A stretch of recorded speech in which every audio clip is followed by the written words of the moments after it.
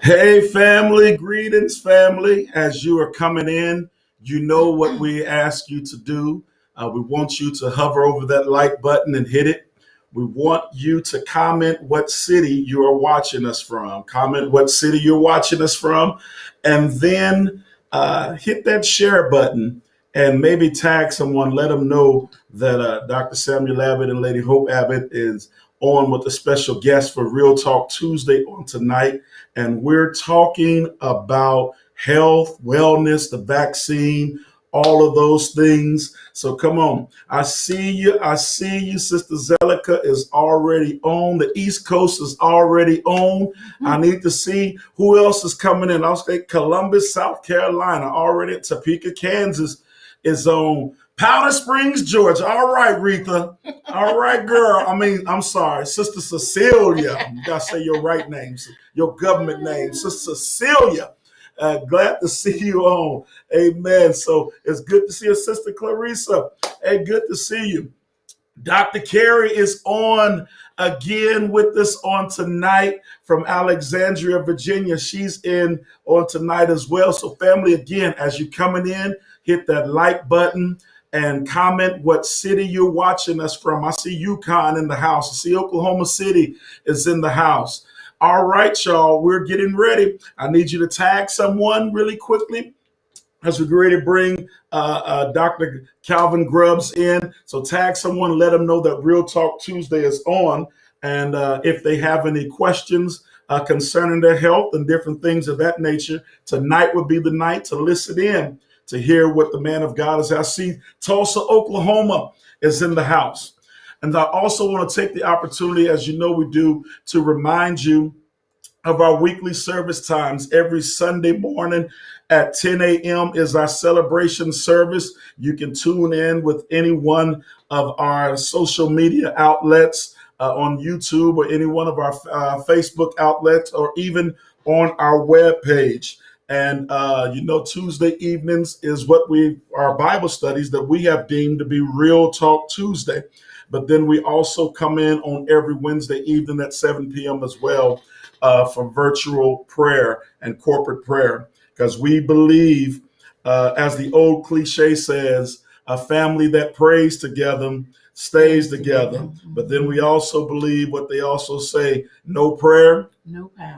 Little prayer, little power. Much prayer, much power. So we are excited about our guest on today, our guest on this evening. Dr. Calvin Grubbs III is a board-certified family physician who currently practices medicine in Tacoma, Washington. He obtained his bachelor's degree in chemistry from the University of North Carolina at Chapel Hill. Go Tar Heels. All right, attended. That's Alexa. Oh, Alexa ain't supposed to be talking right now. All right. attended medical school at the Medical University of South Carolina and completed his residency training in family medicine at Madigan Army, I hope I said that right, Medical Center. Additionally, he has earned a master's degree in academic medicine from the University of Missouri at Columbia and is a fellow of the American Academy of Family Physicians. Dr. Grubbs has practiced in a full scope of capacity in both. Go ahead. A capacity in both the inpatient and outpatient settings while serving as medical director for primary care practices. He has deployed overseas to Iraq and Kosovo in support of combat and humanitarian operations, and most recently served as an ICU pandemic team leader in the U.S. as part of the initial COVID-19 response. He has given multiple academic presentations at both national and international primary care conferences while having published work in peer-reviewed medical journals. His previous awards include Resident Teacher of the Year, the materials, I'm just messed that word up, Service Medical, and he can tell you what that is, the Everyday Hero Award, the Humanitarian Service Medal, and the Combat Medical Badge. He has a strong interest in medical education and helping patients. During his free time, he enjoys spending time with his family and friends, weightlifting, traveling to new places, and whale watching.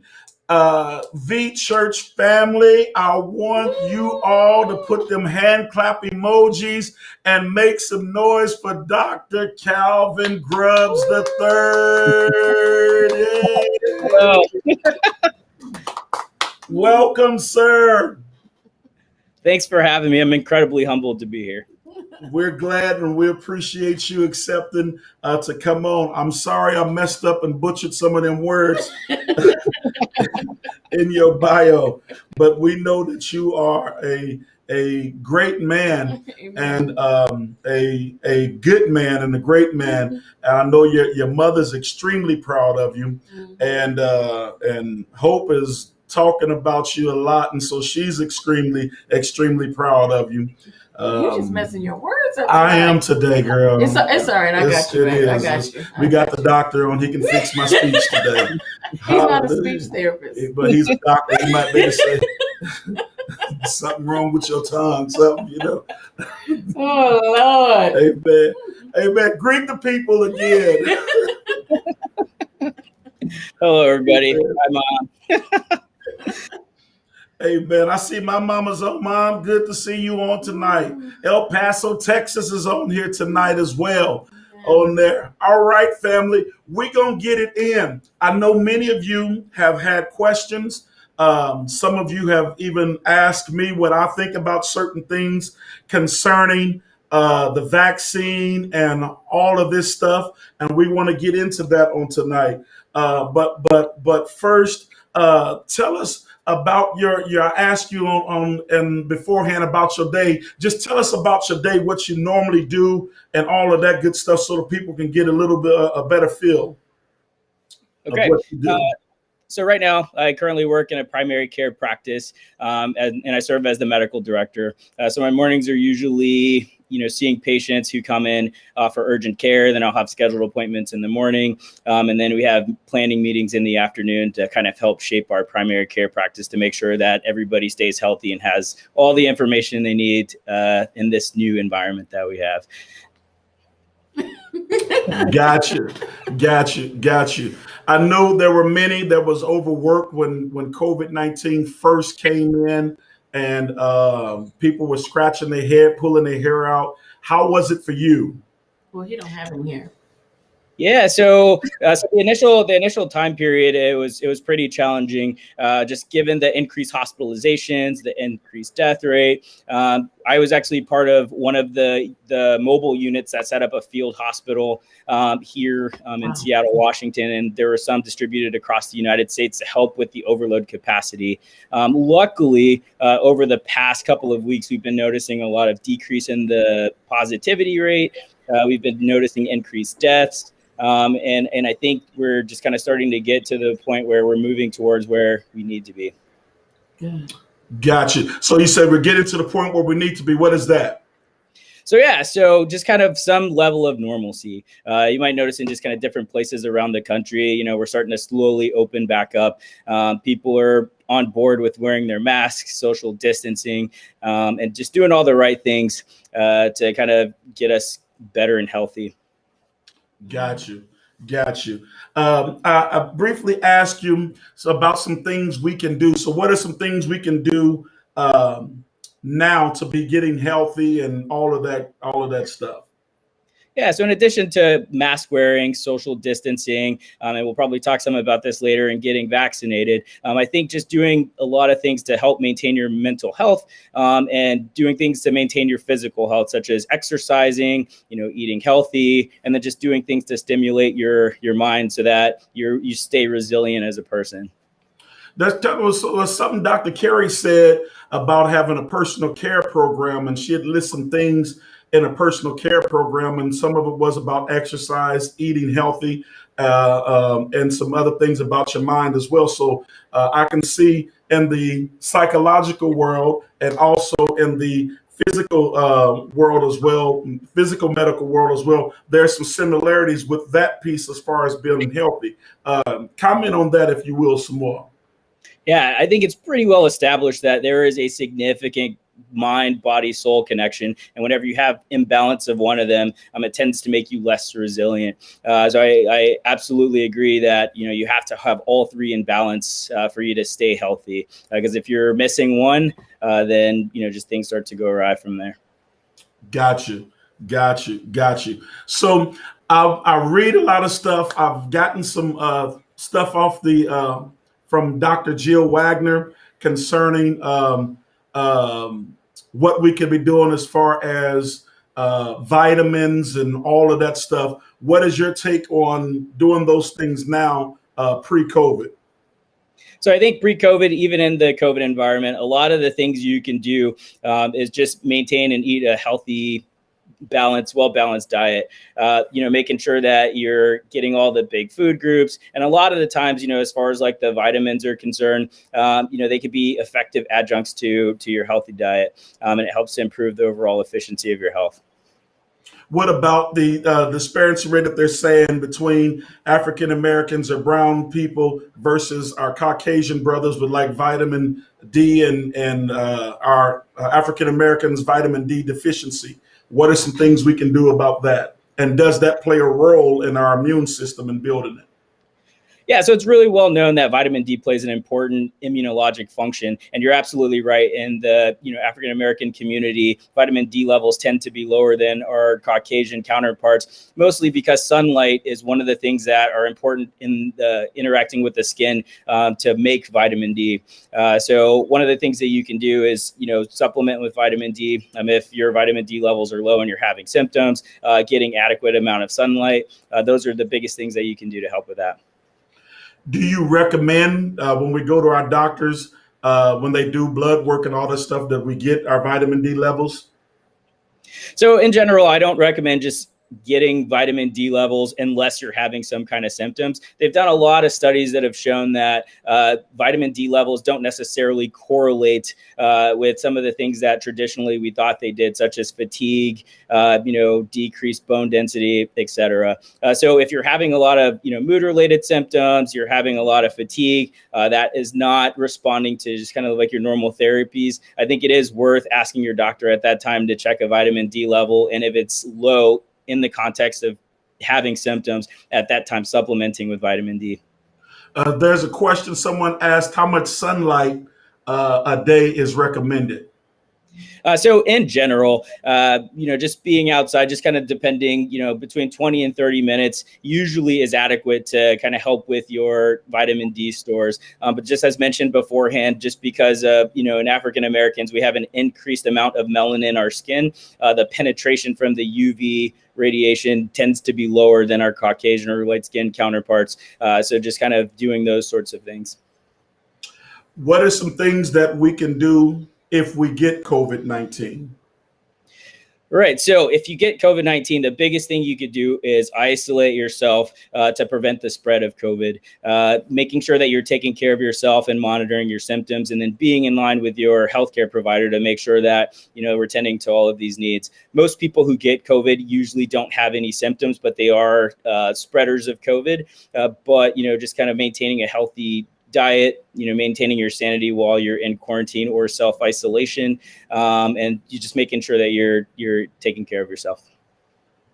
Okay. You said maintain your sanity. I heard there's something what they call the COVID brain. What is that, or is there a such thing? Yeah, I absolutely think it's such a thing. I mean, over the past year, we've all been, separating ourselves from people, staying at home, like all of our favorite places like restaurants, stores, and jobs. Everybody's been teleworking, and people need that social connection. So I think it is pretty easy to get worn down when you're in these sorts of environments.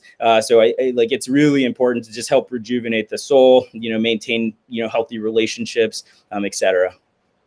Got you. You have any questions? Well, I was just okay. I was just going to ask one or two questions, like being a physician, do you recommend that people take the shot? And I do believe you have taken it, correct? I have. Okay, and what shot did you take and why? So First off, I want to say I absolutely recommend that everybody take the vaccine if you have the opportunity to do it. In order for us to reach our desired end state of returning back to normalcy, it's super important for us to maintain something called herd immunity, where most of the community, usually about 80 to 85%, are protected against COVID-19 with just your natural antibodies. The vaccine that I had was the Pfizer vaccine. So that's a 2-shot vaccine where you get one on day 1, and then the other one is separated by 21 days. And the reason I got that vaccine was essentially because that's what my facility had.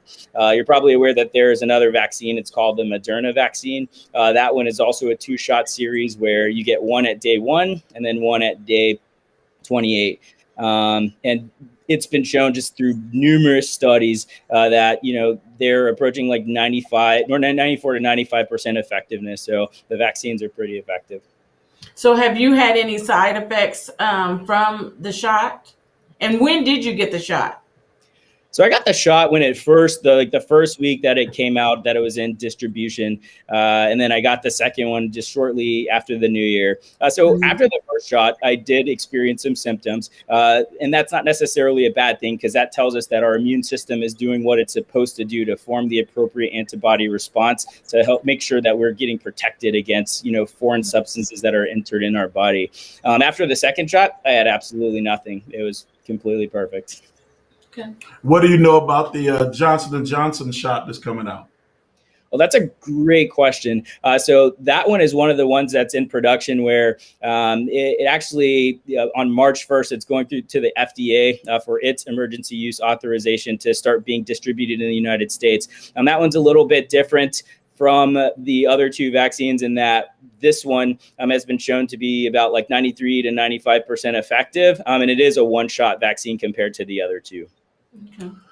Now, with the prediction of new strands coming out being more potent or more contagious than the other, will these vaccines work on the new strands? Question A. Part B is, how long does the vaccine work, and if and when do we need to take it again? Great questions.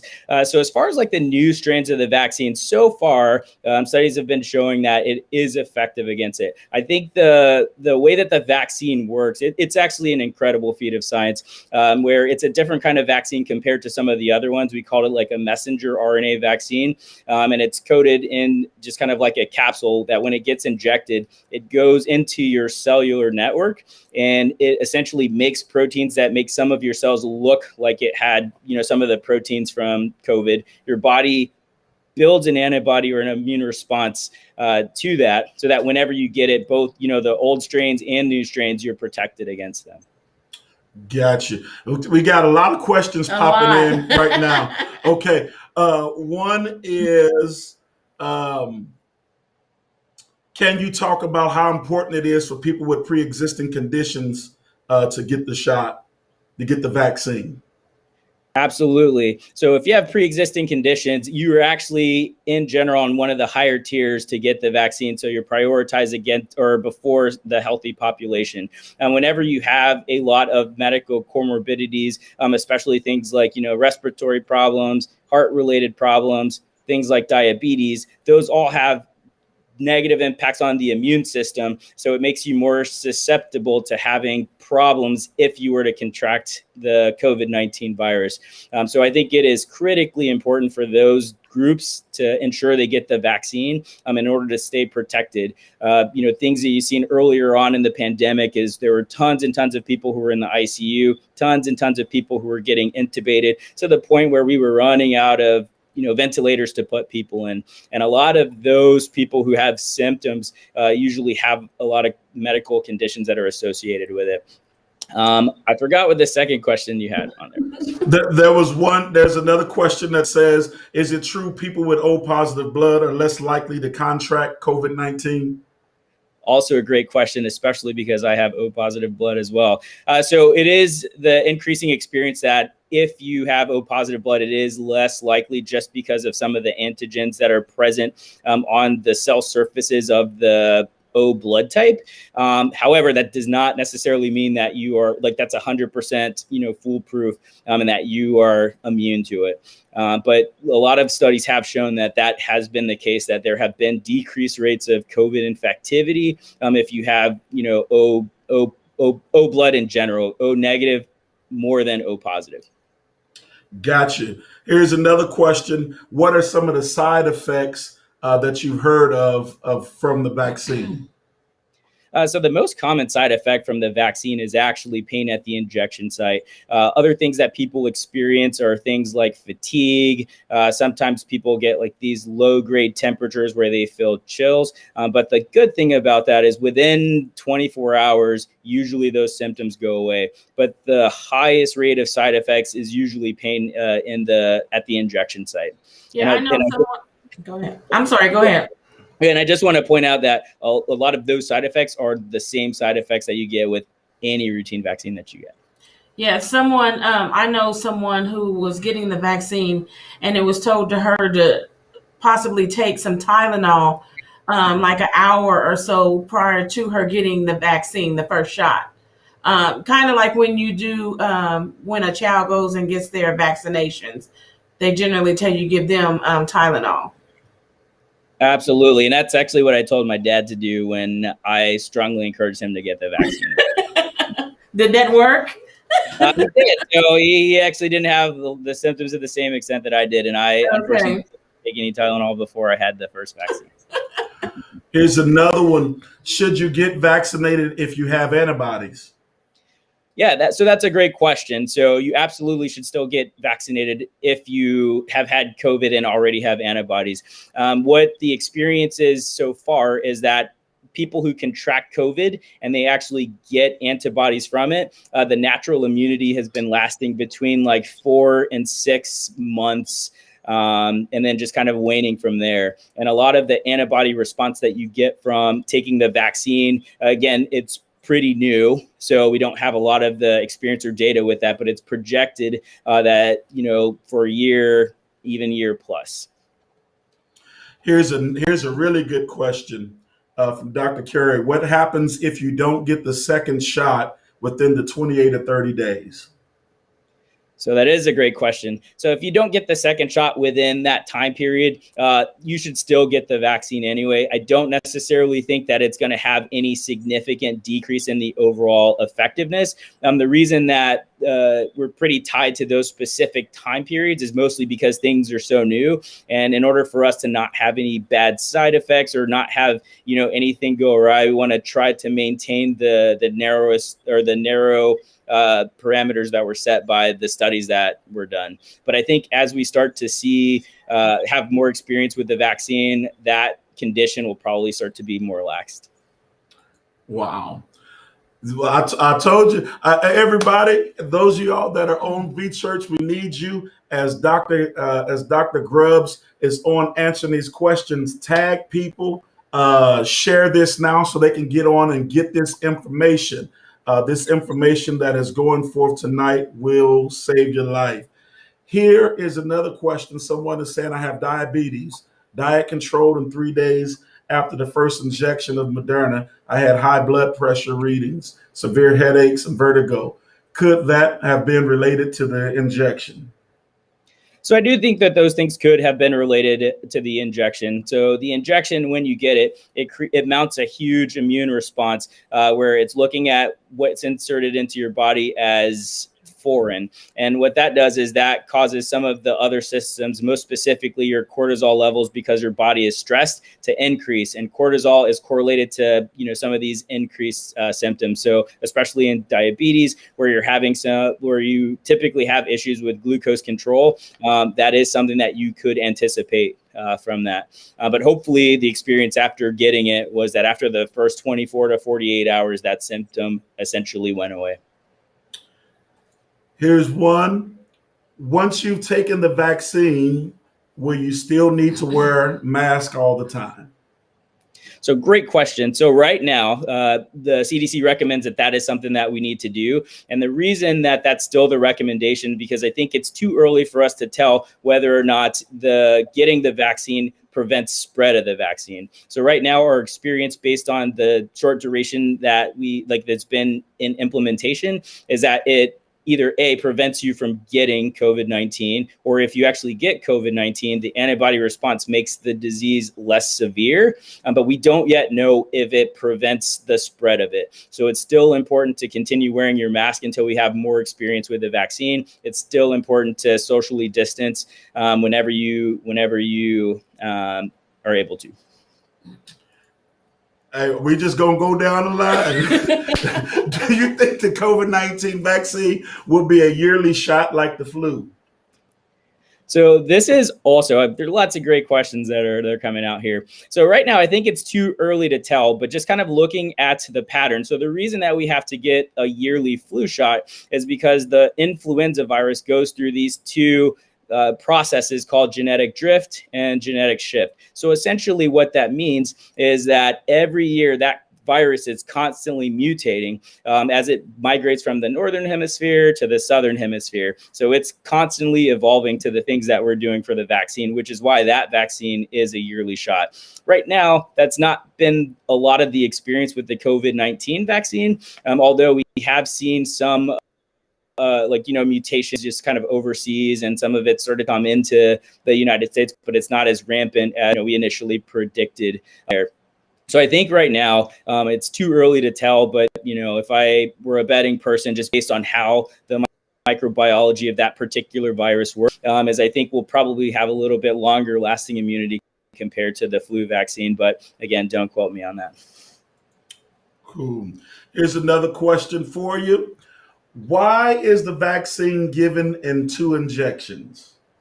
Oh, so that is another great question. So the vaccine is given in 2 injections because the initial studies based on the dose that was used showed that after the first vaccine, especially like with the Pfizer, it was only 54% effective at preventing, contracting the COVID-19 virus. And then after the second vaccine, you build up more of an immune response so that it's now 95% effective. Same thing was the experience with the Moderna vaccine, where the initial effectiveness was about 34% after the first vaccine, and then it approached 94% after getting the second vaccine. One of the things that I think is interesting, just kind of based on dosing things with the Johnson & Johnson, they're having great dosage responses with their one-shot regimen. But I think just kind of as time goes on, and you probably heard in the news or seen with some of the Israeli studies that were just released, that, we might be, as we're getting better with this, that might be evolving. Wow. Here's one. Should you take the vaccine if your diabetes and blood pressure are not totally controlled? Yeah, so I absolutely think you should take the vaccine in both of those scenarios, in addition to getting diabetes and blood pressure under good control. The thing about it is, if your diabetes is not under control and your blood pressure is not under control, and you happen to catch COVID-19, that significantly increases your risk of having complications with the virus, as your immune system is stunted and is less capable of handling, that invader to the body. Here's one. Do you know how many strands of the COVID-19 virus that have reached the United States? So that question, I don't necessarily know, how many strands, because whenever we are conducting our testing, we don't necessarily do specific strand typing. So I do not know the answer to that question. And will it be necessary for our children to take this vaccine as well? So that's an interesting question, because that's something that has been debated since the initial parts of COVID-19 as it started to spread throughout, the world. Initially, the experience was that children were the least susceptible to getting COVID-19, which is what basically gave birth to that idea that, hey, maybe we don't need to vaccinate our children. But we're starting to see this shift where children are starting to get COVID-19. And you might have seen the case, in Missouri, where there was a 13-year-old who unfortunately died after contracting COVID-19. And that's starting to become some of the experience. Luckily, it's not one of the ones that's a widespread experience. So again, we closed down schools. all of these things just to kind of help protect people. So we've been seeing more and more that, kids are like, even though they might not have symptoms, just like some of the healthy adults, it is still possible for them to get it and spread. So I think that will absolutely be something that's coming down the pipeline. I think this is a good question right here. Are there any major differences between Pfizer and Moderna? And part B, would you endorse one over the other? So between the Pfizer and Moderna vaccine, there's no difference between the two of them. The only difference is the manufacturer that made it. So I don't endorse one over the other. They are both in the 94 to 95% effectiveness. Got you. What about cleaning purposes? Because I know they say you have to clean hard surfaces different than you would soft surfaces. What are some things that we can do about that? Good question. So a lot of the things that, like us in the healthcare community do is when we're at work and we're exposed to patients with COVID-19, before we come into our houses, we completely, change our clothes and then just kind of immediately wash them in hot water.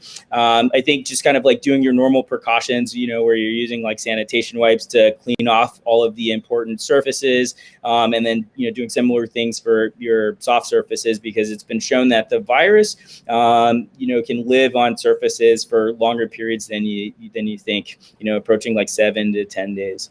Wow. Here's another good question. What is the youngest age that a person should get the vaccine? So right now, with the emergency use authorization from the FDA, the youngest age that you can get the vaccine is 18.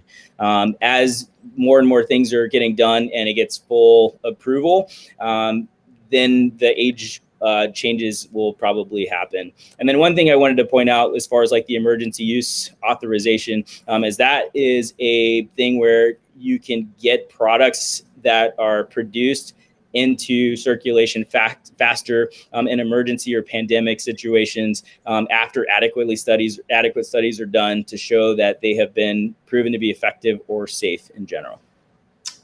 Gotcha. Good. So you said age 18. They were going back and forth on mandatory shutdowns and or leaving things open. And I know in the other administration, they left it basically to the local government. I don't make it political, but what's your take? Should we have a mandatory shutdown so that we can get it under control? Or do you think we can get it under control being open the way we are now? I actually thought this question would come up, and I think it just kind of has to do with what public health strategy, because they both can be like equally effective. So you have to consider what you want your overall end state to be, right? So if you want to be like, hey, I want to capture like more towards the 100% of the people, then great, you can kind of do some of these shutdown things, and then a lot of people are not exposed. If you're doing that to the strictest level. I think earlier on in the pandemic, those are things that probably were necessary, given the increased hospitalizations, the rate of spread, not knowing things about the virus in general. And as we kind of learned more and more people started to get it, we started to notice that people are having kind of like these natural like antibodies. And again, some of the decreasing rates that we're seeing now, likely due to certain level of herd immunity. And that's included, just kind of getting COVID-19. And then just kind of the increased vaccination rates that are starting to happen across the United States and across the world. That herd immunity is a buzzword that's been used a lot here lately. Explain that some more for our viewers. Okay, so herd immunity is a concept in immunology, which is essentially the study of your immune system that shows that once a certain percentage of your population has been infected or vaccinated against a disease or illness, it effectively excludes it, from the population. So, back like in the 1970s, I know I was not born in the 1970s, like there were things like polio and all of that other stuff. And again, it reached a level of herd immunity where, again, that disease process was effectively like eliminated from the United States. So that's essentially how herd immunity works. The target or the goal is to try to approach that 80 to 85% range because that's what's thought to be the most effective in protecting the entire population. Gotcha. Here's another question from Ms. Grant. If fully immunized and you come into contact with someone who tests positive, you don't have to self quarantine. Is that correct? And how long? And I thought if it's less than 3 months. So I guess they think it was less than 3 months of self quarantine. But you see the question answered. Okay, cool. So one of the things that we're starting to see right now is that if you're fully immunized and you do come in contact with somebody who tests positive, like right now, because again, everything is just kind of like in the initial phases, the recommendation is to still self-quarantine because we don't necessarily know if it 100% prevents the spread of COVID-19. So that's more of a factor to protect other people like in the population, especially like the vulnerable people. So those things might be changing. The CDC is constantly publishing, guidance about, hey, if you're fully vaccinated, again, you probably noticed that it went from, hey, you got to be quarantined for 14 days, now down to days. And then in some places, they're even authorizing 7 days. So I think as we know more and we get more experience with this, we'll start to see some of those things go down because it's looking like it potentially does prevent spread. But again, don't necessarily know. What of our counterparts from other countries, what are they doing that is effective that we are not doing? So that's a complicated question because I think our populations are pretty different. There are, certain concepts like population densities. They're just kind of like certain things where, you might have seen, hey, some countries didn't lock down and they have like decreased rates, but those populations tend to be smaller than ours. And then just kind of like the different factors or determinants of health are overall different. So I think it's more important to just kind of consider, the factors that are impacting, the individual country that you're in. And, sometimes you comparing to the other ones are not necessarily like beneficial, mostly because, the ways that people live are different. And then the health levels are different, the population numbers and population densities are different, et cetera.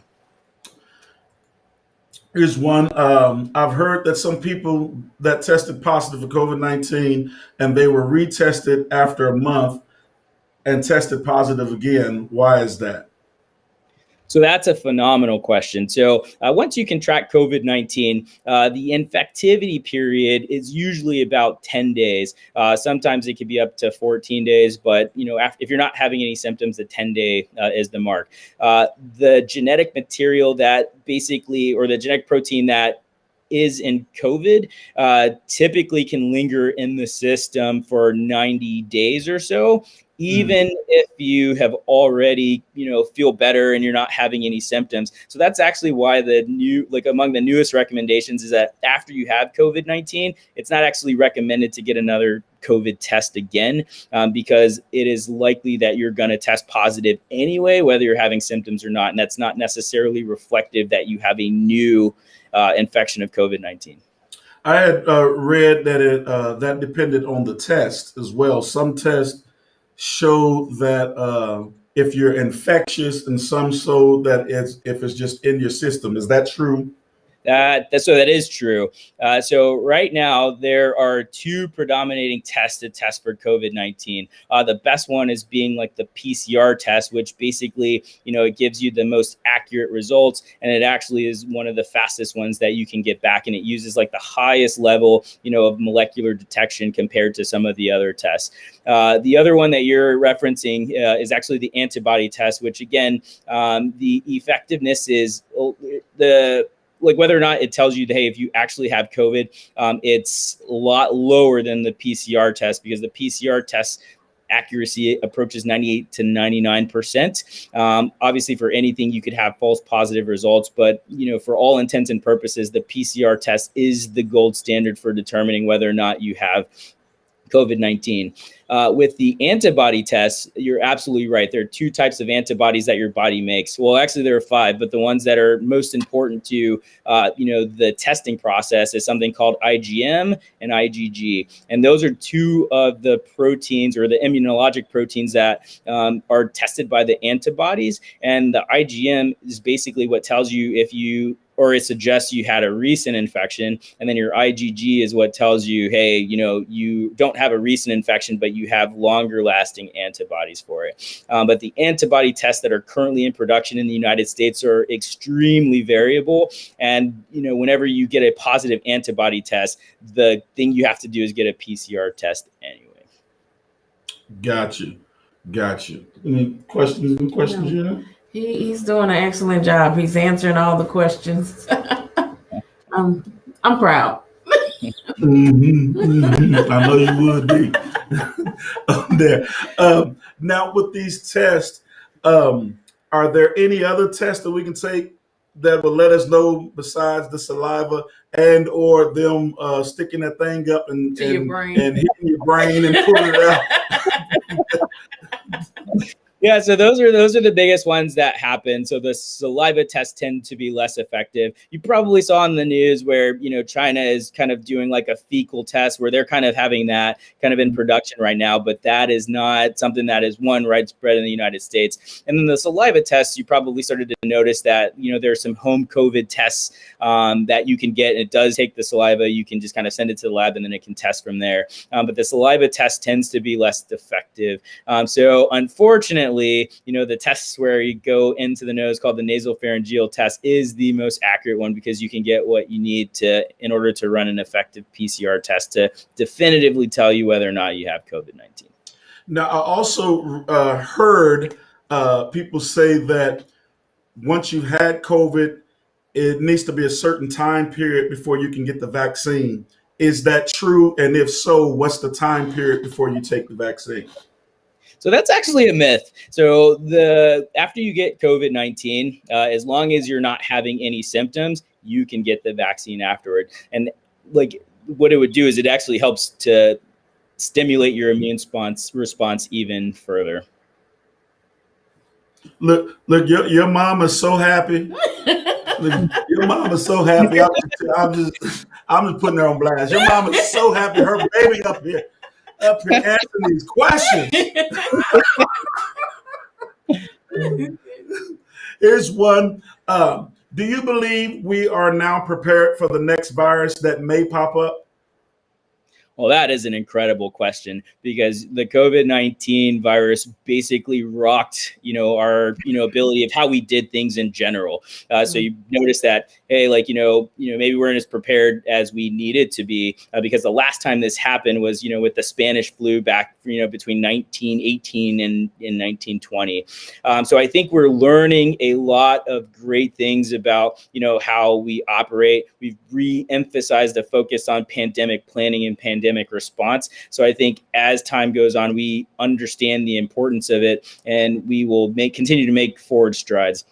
I think the thing that we have to be cognizant of is that, as we become further and further away, from this particular pandemic, likely similar things that happen, with the Spanish flu, like there'll be less and less emphasis on it because a lot of the biggest pandemics that's happened, since time happen in 100-year intervals. So as you move further and further away from it, we tend to forget, what things were like, and then we become complacent.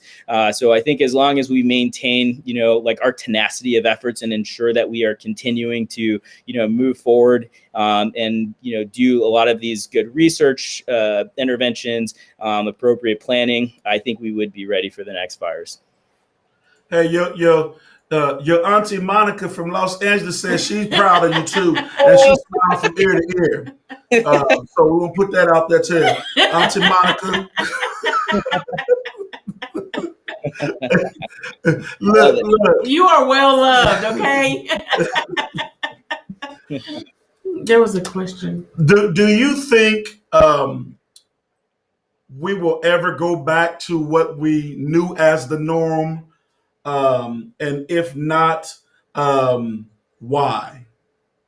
So I do think as things start to improve and we start to notice improvements in the overall pandemic, we have less people dying, less people contracting COVID, less response for the overall need for hospitalization. I think we'll start to see, that things will start to get better and we'll have a new sense of normalcy. The biggest thing that, Dr. Fauci's predicting right now is like that might even be something as close as to, closer to the end of this year, as long as we do the things that we're supposed to do, continue doing that, continue our vaccination efforts, and then continue to encouraging people to just kind of like be safe and staying healthy.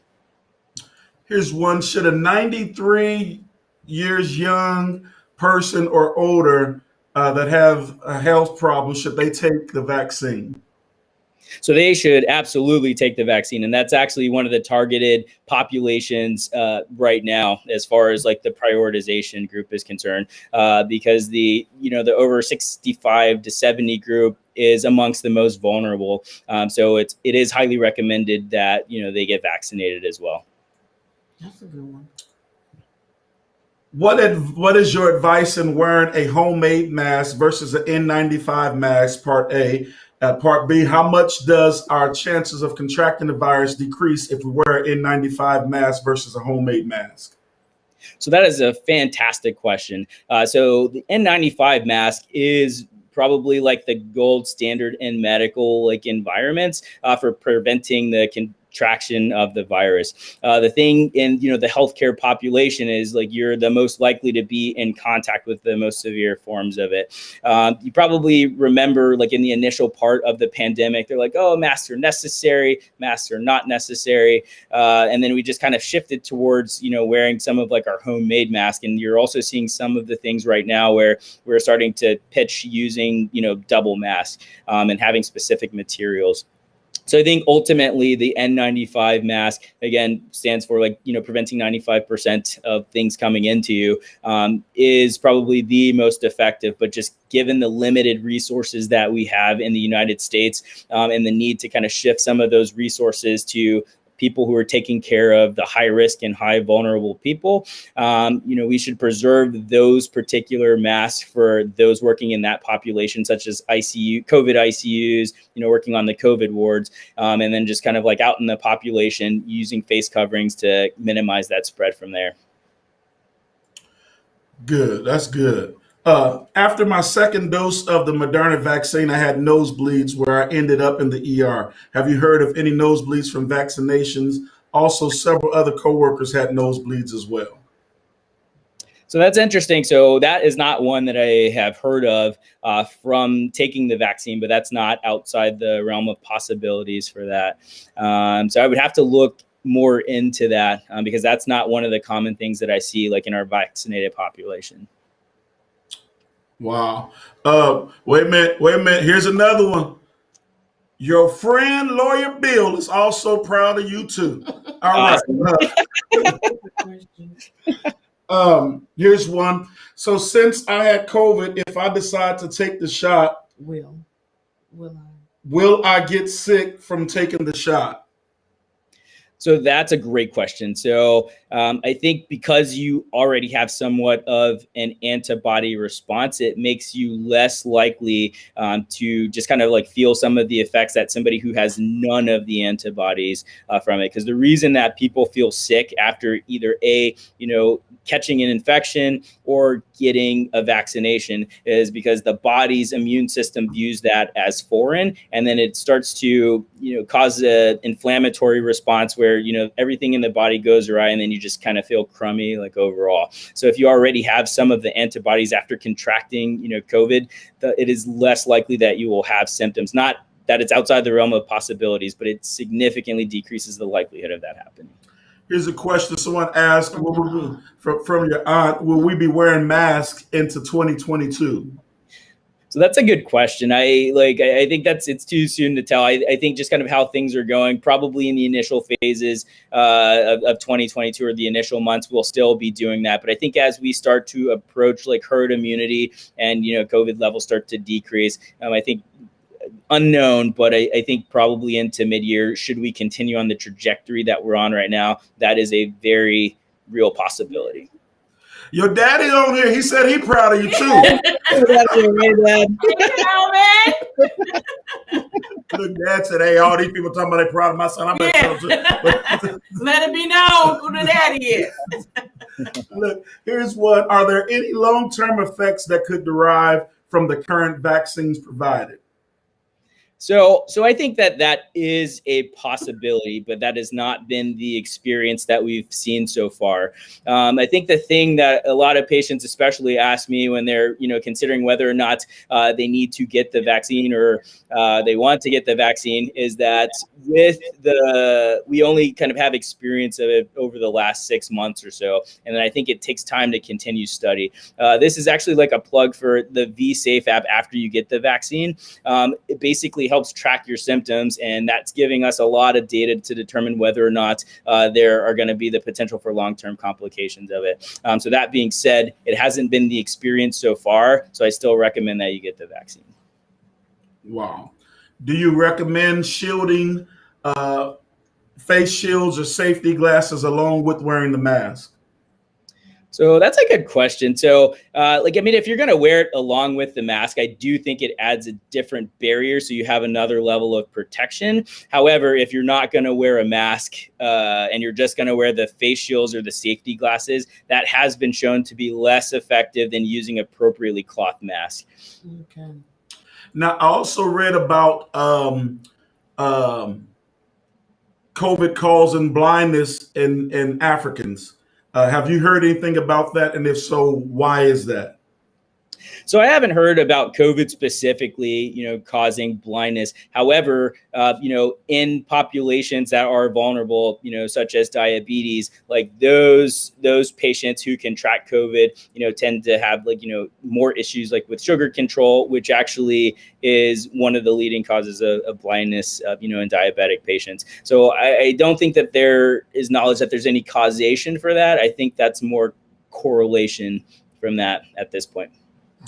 Gotcha. Here's one. Is it true that the shots also allow the government to implant other entities in your body, chips and things? Thank you for that question. So that is absolutely not true. So like I mentioned beforehand, this vaccine, it's absolutely incredible.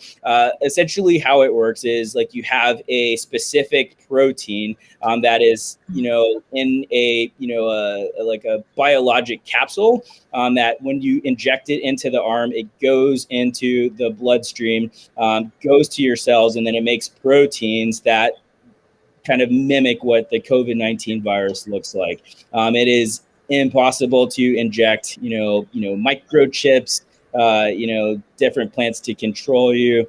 So that absolutely a myth. What about the thing that was out about the vaccines shifting your DNA? Ooh, that is a great question. So, not to get too technical, your DNA is housed inside the nucleus inside your cell, and your nucleus has something called, a selectively permeable membrane. That messenger RNA from the COVID-19 vaccine cannot get through that vaccine, so it is impossible for your DNA to be altered after getting the COVID-19 vaccine. So I actually appreciate that question because that's one of the most common ones that I get as far as, hey, does this change my DNA? Here's one. Does the vaccine interact with any other medications that someone may be on? So the vaccines have not been shown to interact with any medications whatsoever right now. There are specific targets for most medications, and those tend to be, receptors on cells. And the vaccine doesn't have a vehicle to be able to do that. What about someone said they've talked to people that are afraid to take the vaccine? What would you tell a person that's afraid? So I think it's really important to understand that there is a lot of uncertainty that is related to something that's new, just kind of like given things that, are historical. A lot of people don't understand all of the factors that go into production. And I think it's pretty legitimate for people to have concerns about, hey, whether this is safe, whether it's effective, and, has there been enough time? So my approach to this when patients are having some angst about it is just to acknowledge that, hey, this is scary stuff. I was initially, concerned about, hey, should I get this vaccine? And I had a lot of discussions with my other physician colleagues about whether we should do it. And I can tell you as far as when it first like started to get pitched out, like we both made the collective decision to say, yeah, we're not getting this. But as we started to read the studies, critically appraise them, look at the data, look at the methodology for how everything is done, we were pretty confident that, you know, the vaccine is safe and effective. I mean, it's continuing to prove to be the case. So I think just with education, I think that, you know, just understanding where that patient is coming from or where that person is coming from, acknowledging that, hey, this is something that's scary, and then just work together to come to shared decision making as far as getting the vaccines concerned. I like this question here. As a white privileged male, how can I help my Black and POC brothers and sisters understand how important it is to get the vaccine? So that is a phenomenal question. And I think just continuing to provide education, directing them to resources, trying to dispel, you know, just kind of certain things that happened in the past. Because I think a lot of the hesitance with the vaccine, you know, especially with African Americans and people of color, tend to be due to just kind of like the things that happen with the Tuskegee experiments. And, you know, I think that's something that continues to linger, you know, in our community as far as that's concerned. I think just kind of reassuring that, hey, like, you know, the processes are changing, you know, we're, you know, getting better. Again, the ways that we do research methodology is pretty strict now compared to what it was beforehand, and just continuing to provide encouragement, continuing to provide support, and then just be non-judgmental if they're not wanting to get the vaccine immediately, and continue to work in their life space to, you know, try to convince them or encourage them to do otherwise. Here's another good one. Does it matter if you take Tylenol or Ibuprofen before taking the vaccine? A, and B is, will taking one of these meds beforehand cause the vaccine to be less effective? So that's a good question. So both Tylenol and ibuprofen, which is also known as like Motrin, they work differently. So Tylenol is something called an antipyretic. So it both reduces fever and it helps with a pain response. Ibuprofen is something called a non-steroidal anti-inflammatory drug, and it's a medication that kind of targets the inflammatory response. So they tend to do two different things, but pain can be caused by inflammation in general. So again, what you take beforehand doesn't decrease the effectiveness of the vaccine once you get it, but it does target like different symptoms. So for example, like if you're more likely to, or if you're having like fever related symptoms, your NSAIDs typically don't help with that, but Tylenol does. So, you know, taking one or the other just kind of like depends on, you know, what your previous experience with vaccines are. Also, read about having your wellness, what I used earlier, but they was on a walking regimen, wellness regimen. They was on a walking regimen. They tried to get their 10,000 steps a day. They did breathing exercises and things of that nature to help in the lungs. Do those things help your immune system? Does that help if you get COVID-19? Yeah, so those things absolutely help because they make your body more resilient. You know, doing breathing exercises, it improves the efficiency of oxygen flow in the lungs. You know, walking keeps you strong and keeps you healthy. Because again, everybody thinks when you're exercising, it has to be something intense where you're running miles and miles or you're lifting tons of weights. But you got to find things that you like to do to make it more enjoyable for you, whether it's like gardening, you know, whether it's swimming, you know, going on the elliptical. And, you know, the recommendation is just as long as you do 30 minutes of cumulative exercise, whether it's you do it all together or do it in 10-minute spurts, and, you know, trying to achieve that, you know, 10,000 steps, like all of those things have been shown to be beneficial in all health conditions in general. Makes your immune system stronger, makes you more resilient, so overall effective. What about the particular meats? Because I also understand about like red meats causing inflammation and things. Do we stay off red meat right now during this season, or is it something we can continue on eating? And if so, what do you say about that? So I think that's absolutely something that you can continue doing. I think just kind of like in the medical like research, like we've kind of like flip-flopped back and forth, which I do think causes some confusions with, you know, patients, especially like in the nutrition realm. Just the kind of caveat, you know, like with cholesterol, first they're like, hey, cholesterol is really bad. Oh, cholesterol is really good. Oh, it's bad again. Now it's good again. So I think as time goes on, I think we're starting to learn more and more about like, what's actually causing, some of the symptoms that we have. So red meat inherently is not necessarily bad, and it's not necessarily required to remove from your diet, but I would encourage, just like everything, doing things in moderation is something that's important. I also heard this one too about this question. So is it true that COVID-19 virus thrives on ibuprofen, causing a person to become worse? So that's a good question. So that is a myth. Like the thing with the COVID-19 virus, like it doesn't stimulate like any inflammation. It stimulates an immune response. So I think that's one of the things that gets a lot of people confused, because they think your immune response and inflammation are one of the same thing, and they're not necessarily, like they're nested with each other, but they're not necessarily the same thing. So it is completely okay, if you take the vaccine and you're having symptoms, to just take an NSAID if that's something that you're comfortable with. But I do, just kind of caution against just kind of using NSAIDs, pretty routinely, because out of all of them, it tends to affect the liver, especially like, if you have a history of kidney problems or anything like that. So is it safe to say that one of the best things we can do is build our immune system? And if so, what are some things we can do to actually build our immune system?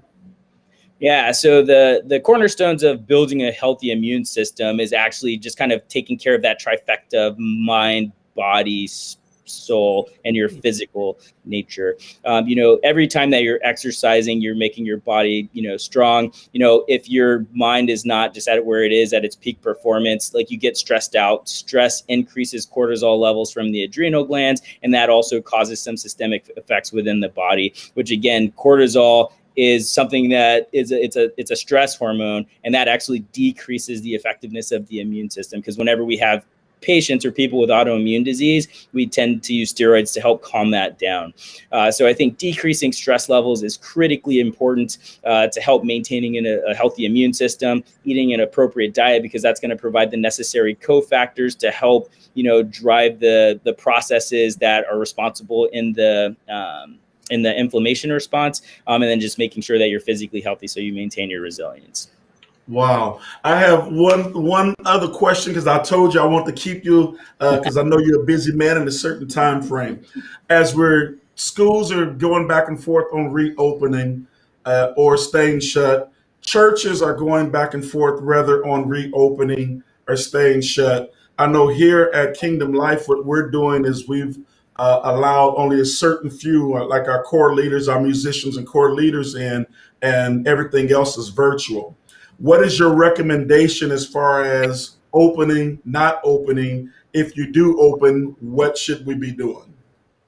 Right. So I think that question is more stemmed towards just kind of like how rampant COVID-19 is in a particular community, right? So like, if you have low rates of COVID, and this is why I think things shouldn't just be massively applied to everything, is because like the experience, just like we had talked about, like in different countries, like it's different in different community levels. So I think if you have a low rate of viral transmission in the community, I think those are markers to start moving into just returning to normalcy. But if you're gonna do it, like I think you still need to continue to do the things that you need to do, like mask wearing, social distancing, and making sure that, if you're sick or having symptoms, staying at home, washing your hands, all of those things that we normally do to prevent viral spread. Good. So here's a couple of other questions that a couple of people just chimed in on. One is, what is the most effective regimen of vitamins to take? So that's an interesting question, because this is something that I talk to my patients about a lot, because you're like the nutrition and the supplement community is just kind of like taking this and kind of like running rampant with it. So the first thing I want to point out as far as like the vitamins are concerned is all of those fall into a class of, quote unquote medications that are not, they're not FDA approved or evaluated by the FDA. So in general, I actually tell my patients not to necessarily take vitamins if they're maintaining like a healthy balanced diet.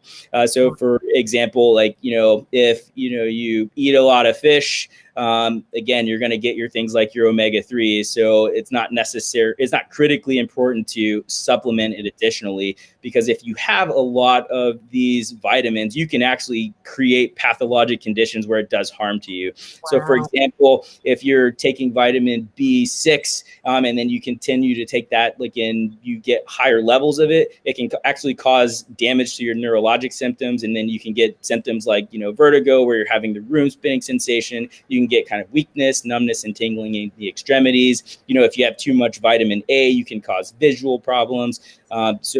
So the vitamins are not a benign process, because when you take them in excess, they tend to create problems for you. Wow, that's So the approach that I generally take with my patients is, hey, if you're eating and maintaining a healthy diet, getting equal balance, then there's generally no need to take extra vitamins. And this is especially true with the vitamin D thing, because that's like the biggest thing that I see people, do. Like in the winter months, when it tends to be more gloomy and less sunlight. Well, especially like here in the Tacoma, Seattle area. But if you're doing all the things that you need to do, you generally don't need to take, vitamins in general. So that's actually one of the things that I recommend against, unless you have a thing where you're like, hey, I don't eat this particular food group, or, I don't like this. And then supplementing is helpful in those situations. Wow. Someone asked this question, if you can see it, is if that medicine a good choice of medication for COVID-19? So that medicine, it's called ivermectin. So ivermectin is interesting because that's actually an anti-parasite medication, and COVID-19 is a virus. And I think there have been some variable studies on whether or not that is something that is effective. So right now, I think, hey, I can't necessarily say, hey, that's one of the first choice or first line medications for COVID-19. Just kind of like your antiviral medications, if you're in kind of this severe setting, are the best ones for that. Wow. And we just want to say thank you. Yes. Again, for taking out of your busy day and getting on to help save lives. Yes. I want to challenge you, V Church, to share this, and maybe somebody can come and watch it later on. Right. And just like we were replaying with Dr. Carrie Register Haley and about our health, our mental health and mental wellness, we'll be replaying this as well, so that somebody can grab it and get the information and help save somebody's life. And that's what it's all about. And we want to, again, V Church, we want you to put them hands together, put them hand clap emojis and things. And let's thank God for Dr. Calvin Grubbs III. Yes, excellent job. Amen. Excellent job. Amen. I'm so proud of him and all that he has done and all that he has accomplished. First of all, I also want to thank you for your service to our country. Yes. For your service to our country and all that you have done for our country in the military, and then coming out of that and taking care of families with their health. We really appreciate it, and we thank God for you. Yes. I appreciate your service. Thank you. Your parents did well. Amen. Amen. Again, family, those of y'all that came on a little bit later, we want you to type and let us know where you're watching us from, what city you're watching us from, whether you're on YouTube, on one of our YouTube channels or one of our Facebook channels. Please let us know where you're watching us from. And then we also saw someone wanted to know how they could donate to the ministry. We will put that on the screen. That is our Cash App information, as our PayPal information, or you can just go simply to our website. And if you go to our website, you can click at the bottom of the screen and see any of that information on the bottom of the screen. But as Dr. Calvin is on his way out again, I want to say it for the record for those of y'all that are watching and know that we've done this Cash App thing for the different guests we brought on. He has specifically asked that we do not do that, because he wanted to get this information out to the people. So Thank you. We thank him for not saying, "Hey, I'm gonna charge you $500 for my time." Insurance information. We appreciate him. But again, V Church, let's praise God for Dr. Calvin Grubbs III. I can't wait till we get out to Tacoma and go get some. I ain't gonna eat no clam chowder, but I'm gonna get some shrimp and some fish. Okay. All right, sir. Thank you. Love you. I'll hit you up in a little bit. Appreciate you. We really do. Amen. Amen. Again, V Church, were you all blessed on this evening? Yes. Hallelujah. With Dr. Calvin Grubbs III. Yes. We awesome. hope you were blessed by that. We try to deal again with the taboo topics on Real Talk Tuesdays that the church generally won't deal with. But we also want to get information in your hand. Yes. We want to get knowledge and information in your hand, in your mind, and get it before you. Again, go back and watch this in entirety, because some of the questions that came in later were already answered earlier. So I don't want nobody to think that we did not answer your question or ask your question. It was already answered earlier. So go back and watch this in entirety. Again, share this so that someone else can get this information, and or tag someone so they can get on and get this information again. And we want to thank again Sister Zelica, Brother Calvin Grubbs Jr. For raising such a phenomenal young man. Amen. And him willing to give his time again to make sure that we get this information out to everyone. And so again, family, we love each and every one of you. We pray God's choice blessings up on you. And as we normally say, live your best life by living a kingdom life. You don't never give me no words to say at the end. I'm saying. Sorry. You normally don't want to say anything. What you want to say? No, I do be trying to say stuff, babe, but you know, you just be going. You be flowing. Sorry. Go ahead. You be flowing. It's all right. You done said everything now. No, go ahead. Tell everybody Calvin's nickname. I don't think he wants me to tell that. He don't want me to tell that. That's my baby, though. That was my baby. That was my first child that I didn't have biologically, but that's my baby. That's my baby. And to see him all grown up and the things that he has accomplished and that he is accomplishing is just beautiful. Just beautiful. I'm just so proud of him. And I just love his mom and dad. But I am just proud of him, and I know both his parents are just glowing because he's an awesome man of God. But Cool. Love you. Cool. Thank you again, Dr. Grubbs. V Church, we thank you again. We will see you on tomorrow evening for prayer at 7 p.m. We want to pray with you on tomorrow evening. And again, we want to remind you of this Sunday is our Code Red Sunday. We're wearing red in support of Heart Health Month. Yes. And so we want you to do your hashtags, mykingdomlife, take your selfies and ussies and stuff and post it. Let us know that you're wearing red in support of our Code Red Sunday in support of Heart Health Month. Amen. So again, we'll see you tomorrow at 7 p.m. But until then, let's say it again, baby. Okay. Live your best life by living a kingdom life. High five. We love you all. Grace and peace be with you.